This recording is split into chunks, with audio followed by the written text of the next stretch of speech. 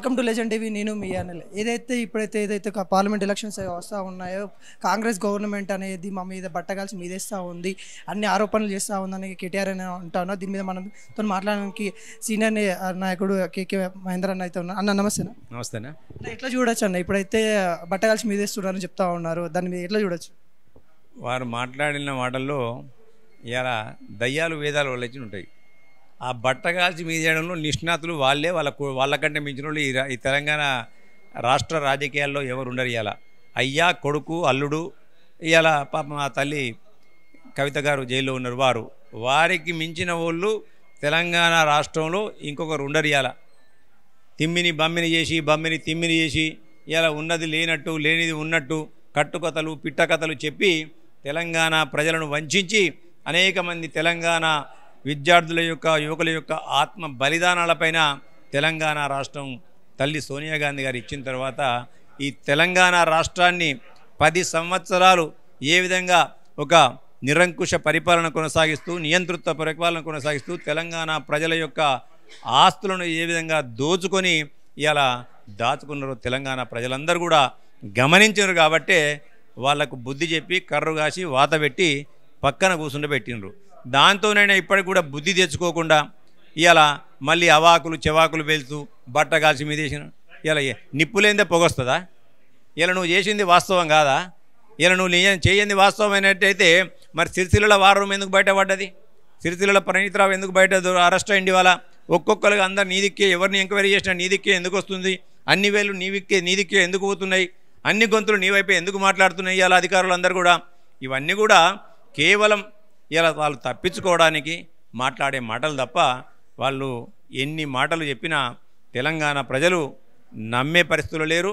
ఇవాళ తెలంగాణ ప్రజలు ఇవాళ కర్రుగాచి వాత పెట్టిన తర్వాత తెలంగాణ ప్రజలకు క్షమాపణ చెప్పి ఏమన్నా మమ్మల్ని క్షమించండి అని చెప్పి అడిగితే తెలంగాణ ప్రజలను చూస్తారు కావచ్చు. కానీ ఇటువంటి పిచ్చి వేషాలు వెర్రి వేషాలు వేస్తూ మళ్ళీ ఏదో ఇలా ఈ కింద పడ్డా మీద పడ్డా నేనే బాంఛతోనే ఒకటి సామెత ఉంది తెలంగాణ ప్రాంతంలో.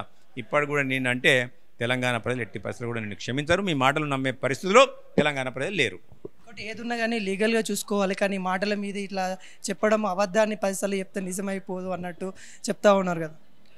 ఇప్పుడు అబద్ధాల పునాదుల మీదనే టీఆర్ఎస్ పార్టీ పుట్టింది. ఇక దానికి అబద్ధాల గురించి మాట్లాడితే అబద్ధాలు సిగ్గుపడతాయి. అలా ఎందుకంటే మీకు మించిన అబద్ధాల కోర్లు ఎవరు ఉన్నారా? అయ్యా కొడుకు మామ అల్లుళ్ళ మీద మించిన అబద్ధాల కోర్లు ఎవరు ఉన్నారా? అసలు దేశ రాజకీయాలే లేరే వాళ్ళు.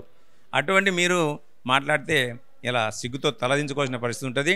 లీగల్గా ఇలా చట్టపరంగా తీసుకునే చర్యలు తీసుకుంటాం, లీగల్గా తీసుకునే చర్యలు తీసుకుంటాం, న్యాయపరంగా ఉండేటివి ఉంటాయి. అన్ని రకాలుగా నిజం నిలకడ మీద తెలుస్తుంది. ఓపిక పట్టండి. ఎందుకు అనవసరంగా రెచ్చిపోయి మాట్లాడి మళ్ళీ ప్రజల్లో చులకనైతారు. ఇప్పటికే ఆల్రెడీ కర్రు కాసి వాత పెట్టిండ్రు. దాంతోనే సిగ్గు తెచ్చుకోవాలి. ఇలా కింద పడ్డా మీద పడ్డా నేనే భావించుతున్నట్టు మాట్లాడితే అటువంటి వాటి చెల్లై ఒక 9:30 తెలంగాణ ఉద్యమ సమయంలో మీ మాటలకు కొంత విలువిచ్చి ఉండొచ్చు. అధికారం వచ్చిన తర్వాత భయంతో కొంతమంది ఇలా మీకు విలువ ఉండొచ్చు. కానీ ఇలా అవన్నీ కూడా పక్కకు జరిగిపోయినాయి. ఇలా ప్రజా పరిపాలన, సుపరిపాలన, ప్రజాస్వామిక పరిపాలన ఈ రాష్ట్రంలో వచ్చింది. తెలంగాణ ప్రజలు ఎవరు కూడా మిమ్మల్ని నమ్మే పరిస్థితులు లేరని చెప్తారు. మరోవైపు చూసుకుంటే బీజేపీ వాళ్ళు పార్లమెంట్ ఎలక్షన్ తర్వాత డబుల్ ఇంజిన్ ప్రభుత్వం వస్తుంది, బీజేపీ ప్రభుత్వం వస్తుందని ఆరోపణలు చేస్తూ ఉన్నారు. దాన్ని ఎలా చూడొచ్చు? ఇప్పుడు రాజకీయాలు ఉన్నప్పుడు కొంతమంది ఆశావాహులు ఉంటారు, పగటికలు కనేటోళ్ళు ఉంటారు, పగటి వేషగాళ్ళు ఉంటారు. వాటి గురించి మనం వాటికి విలువనిస్తే మనం ఎట్లుంటుంది? పగటి కళలు కనుక్కుంటే వాళ్ళ కళలకు మనం ఆటంకం కాకూడదు కదా. కళలు ఎవరైనా కనుక్కోవచ్చు. అలా వాళ్ళుగా అంటారు. రేపు పొద్దుగాల బీజేపీ అసలు దేశంలో వస్తుందా ఒకసారి ఆలోచించుకోండి. పార్లమెంట్ ఎలక్షన్ తర్వాత ఆహో బీజేపీ ఓహో బీజేపీ అన్న బీజేపీ నార్త్ ఇండియాలో ఇలా బొక్క కూడా పడబోతుంది. ఇవాళ అక్కడ గతి లేదు కాబట్టి ఇక్కడ వచ్చి అవాకులు చెవాకులు పేలుతుంది. అలా అటువంటి వాళ్ళు పగటి కళలు కనుక్కుంటే వాళ్ళ యొక్క కళలను ఎవరికి కూడా అడ్డుకునే హక్కు ఎవరికి కూడా లేదు. అలా వాళ్ళ భావస్వేచ్ఛ వరకు ఉంది. కానీ తెలంగాణ ప్రజలు వాళ్ళని నమ్మే పరిస్థితులు లేరు. మరొక వైపు బీజేపీ బీఆర్ఎస్ రైతుల దగ్గరికి వెళ్ళడం, రైతులను కలవడం, రైతుల పేరుతో దీక్ష పెట్టడం ఇలా చూసుకోవచ్చు. ఇలా బీజేపీ బీఆర్ఎస్లు ఏం చేస్తున్నాయో దేశవ్యాప్తంగా రైతులకు తెలుసు.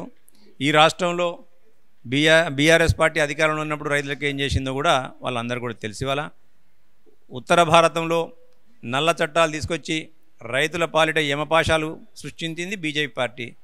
వాళ్ళను రోడ్ల మీదకి తీసుకొచ్చి వాళ్ళు నిరసన తెలుపుతుంటే వాళ్ళ మీద బాష్పవాయు ప్రయోగాలు, వాటర్ క్యానన్ల ప్రయోగాలు, అదే మాదిరిగా బాష్పవాయు ప్రయోగాలు, అంతేకాకుండా కాల్పులు జరిపి ప్రాణాలు తీసిన పార్టీ బీజేపీ పార్టీ. అది రైతుల గురించి మాట్లాడి అనే దీక్ష చేస్తే దొంగ దీక్ష, కొంగ దీక్ష అవుతుంది. అది ఇవాళ కేసీఆర్ గారు ఏమన్నా మాట్లాడితే ఇవాళ ఆయన ఏం ఉద్ధరించిండో మీ అందరు కూడా తెలిసి, ఇవాళ ఆయన హయాంలో దేశవ్యాప్తంగా 2వ స్థానంలో ఉండే తెలంగాణ రైతుల ఆత్మహత్యల్లో ఇవాళ రైతులకు రుణమాఫీ చేస్తా అని చేయలే. పంటలు ఒకసారి సన్నవడ్లయి, ఒకసారి దొడ్డుబడ్లయి. అందరికేమో హరిదాసు ఉల్లిగడ్డ కథంగా ఎవరు వరే ఎత్తే ఉరి అన్నాడు, ఆయనేమో వరేసిండు. ఇలా పంటలు అతివృష్టి అనావృష్టి వల్ల చెడిపోతే ఎవరికి నష్టపరిహారం ఇచ్చిన పాపాన పోలేదు. కానీ ఆయనను ప్రజలు నమ్ముతారు. అయ్యాలా పిచ్చి అధికారం కోల్పోయిన పిచ్చిలో మళ్ళీ ఒక వెతుకులాటలో పోతున్నాయి, అంతే తప్ప వేరే లేదు.